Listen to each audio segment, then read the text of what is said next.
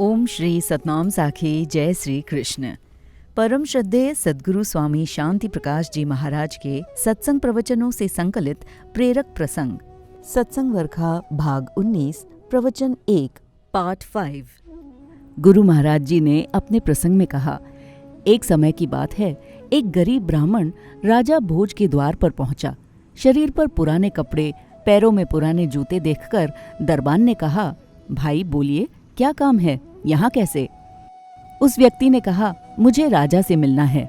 दरबान ये सुनकर आश्चर्य में पड़ गया, अवाक रह गया। फिर उससे पूछा, पहले बताइए राजा में क्या काम है? ब्राह्मण ने कहा, हम दोनों रिश्तेदार हैं। दरबान ने पूछा, कौन सा रिश्ता? ब्राह्मण ने कहा, हम दोनों साड़ू हैं।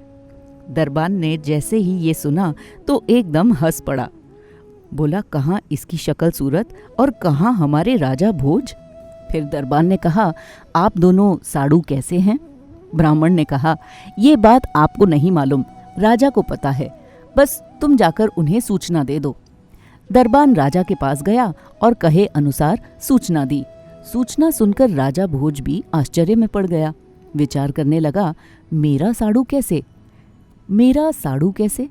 राजा भोज की 2 पत्नियां थीं, लीलावती व भानुमती। राजा उन दोनों से पूछता है, तुम्हारी कोई दूसरी बहन भी है क्या? दोनों ने कहा, जी नहीं। राजा ने विचार किया, यदि वो ब्राह्मण ऐसा कह रहा है तो मिलना तो जरूरी है। राजा ने दरबान से कहा, जाकर उसे अंदर ले आओ। जब वो ब्राह्मण भीतर आया तो उसकी शक्ल सूरत देखकर राजा भी विचार में पड़ गया, कहाँ तो मैं और कहाँ ये। खैर, उसे आदर पूर्वक कुर्सी पर बिठाया। राजा भोज ने पूछा, कहिए कैसे आना हुआ? ब्राह्मण ने कहा, आज आपसे मिलने की व्याकुलता जगी कि जाऊं आज अपने साड़ू से मिलकर आऊं, तो मिलने चला आया। राजा भोज ने कहा, आप मेरे साड़ू किस हिसाब से हैं?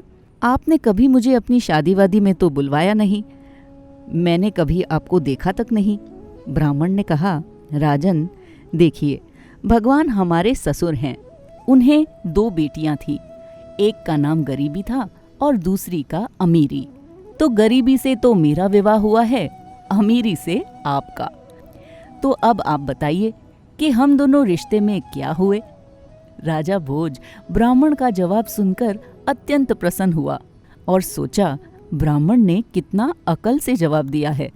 फिर उन्हें अनेक प्रकार की भेंटा देकर खुश कर दिया।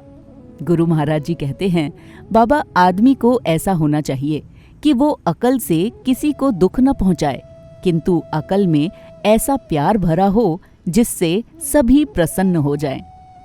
हमारे संत बताते हैं, अकल और इश्क दोनों पक्षी के पंख के बराबर हैं।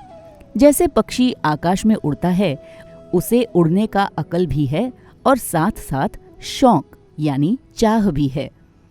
चाह कार्य कराता है और अकल जानकारी प्रदान करता है। यदि ईश्वर की ओर चलना है और वहां तक पहुंचना है तो आंखें भी होनी चाहिए और पैर भी।